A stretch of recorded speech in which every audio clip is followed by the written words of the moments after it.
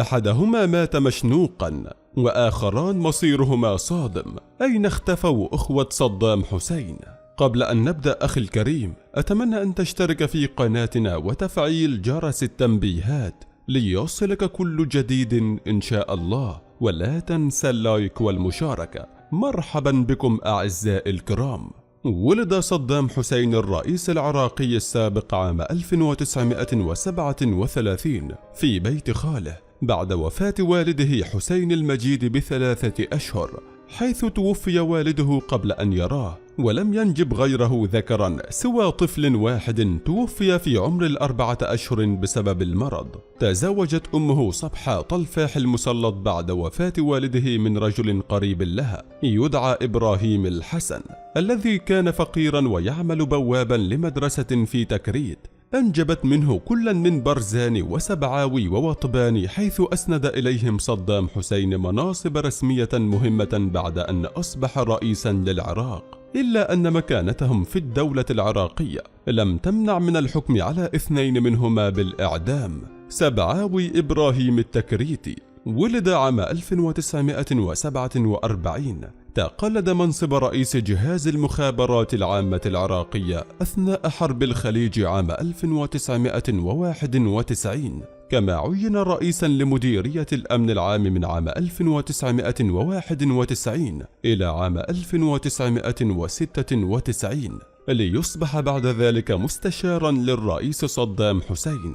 اشتبه بوقوفه وراء التفجيرات وأعمال القتل التي وقعت بعد انهيار نظام صدام حسين، وقد عرضت الولايات المتحدة مكافأة يبلغ قدرها $1,000,000 أمريكي لمن يدلي عنه بمعلومات، وقبض عليه في سوريا ليسلم إلى القوات الأمريكية ليحكم فيما بعد بالإعدام شنقا، إلا أن الحكم لم ينفذ، حيث بقي سبعاوي في السجن ليعلن عن وفاته في أحد مستشفيات بغداد صباح الاثنين في 8 من تموز من عام 2013، حيث قالت التقارير إن وفاته كانت بسبب إصابته بمرض السرطان. برزان إبراهيم التكريتي ولد عام 1951، تقلد منصب رئيس جهاز المخابرات العراقية إلى أن أرسله صدام حسين بعد خلافه معه إلى جنيف، وذلك عام 1988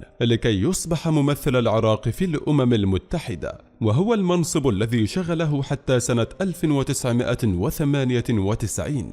قبضت عليه القوات الأمريكية في 17 من نيسان من عام 2003، حكم عليه بالإعدام شنقا في 5 من تشرين الثاني، ونفذ الحكم بالفعل، حيث انفصل رأسه عن جسده خلال الإعدام، في حين رفض خبراء الطب الشرعي فكرة أن يكون الانفصال خلال الشنق، مشيرين إلى أنه ربما تعرض للتمثيل بجثته بعد إعدامه. وطبان إبراهيم التكريتي ولد عام 1952، وهو أصغر إخوة صدام حسين. أطلق عدي صدام حسين عليه النار عام 1995، فصدام حسين هو 5 رئيس لجمهورية العراق والأمين القطري لحزب البعث العربي الاشتراكي والقائد الأعلى للقوات المسلحة العراقية في الفترة ما بين عام 1979 ميلاديا وحتى 9 من أبريل عام 2003 ميلاديا، ونائب رئيس جمهورية العراق، عضو القيادة القطرية ورئيس مكتب الأمن القومي العراقي بحزب البعث العربي الاشتراكي بين عام 1975 و 1979.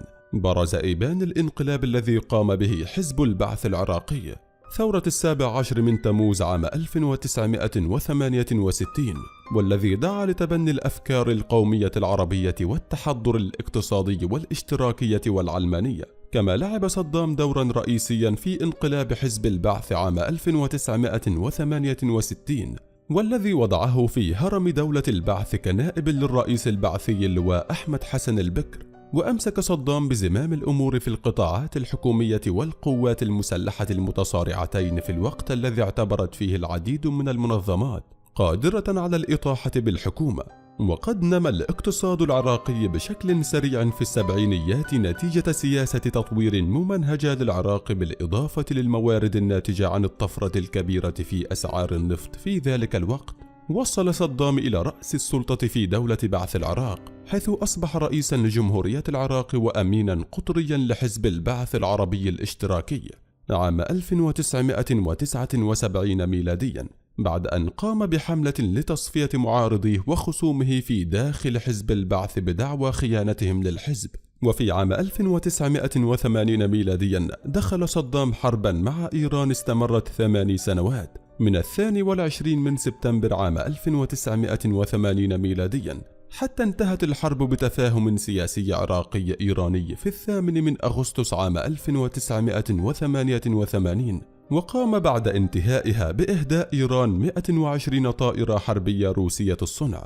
وقبل أن تمر الذكرى الثانية لانتهاء الحرب مع إيران، غزا صدام الكويت وأصبح مصدر تهديد لأمن الخليج العربي في 2 من أغسطس عام 1990 ميلاديا، والتي أدت إلى نشوب حرب الخليج الثانية عام 1991 ميلاديا. ظل العراق بعدها محاصرا دوليا حتى عام 2003، حيث احتلت القوات المسلحة الأمريكية كامل أراضي الجمهورية العراقية بحجة امتلاك العراق لأسلحة الدمار الشامل ووجود عناصر لتنظيم القاعدة تعمل من داخل العراق.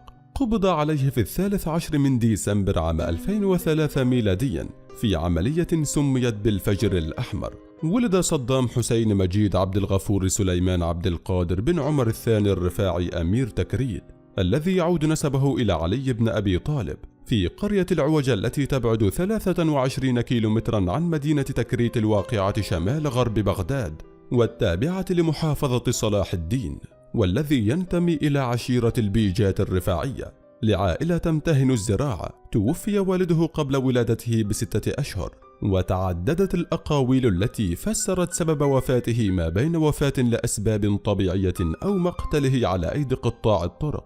بعدها بفترة قصيرة توفي الأخ الأكبر لصدام وهو في 13 بعد إصابته بالسرطان. كانت العوجة التي تبعد 8 كيلومترات جنوب تكريت في شمال وسط العراق عبارة عن بيوت وأكواخ مبنية من الطين يسكنها أناس يعيشون في فقر. المياه الصحية والكهرباء والطرق الممهدة لم تكن معروفة، ونسبة الوفيات بين الأطفال مرتفعة، وكان سكانها يعملون في الفلاحة. ولما لم تكن هناك مدارس في العوجة، فإن الآباء القادرين يرسلون أبناءهم للدراسة في تكريت. ولد صدام في بيت يملكه خاله خير الله طلفاح، وينتمي إلى عشيرة البيجات السنية، إحدى فخوذ قبيلة البوناصر الحسينية النسب، التي كانت مهيمنة في منطقة تكريت. وفي الثلاثينيات كانت القبيلة معروفة بفقرها وبميلها إلى العنف، وكان زعماؤها يفاخرون بتصفية أعدائهم لأتفه الأسباب. كانت صبحة والدة صدام تتلقى بعض الدعم المادي من شقيقها خير الله طلفاح، الذي كان يسكن في تكريت وتكفل بتنشئة صدام. في النهاية، إذا أعجبك الفيديو أخي الكريم، أتمنى أن تشترك في قناتنا وتفعيل جرس التنبيهات ليصلك كل جديد إن شاء الله، ولا تنسى اللايك والمشاركة، وأخبرنا برأيك في التعليقات إذا أعجبك الفيديو. شكرا لكم أعزائي الكرام.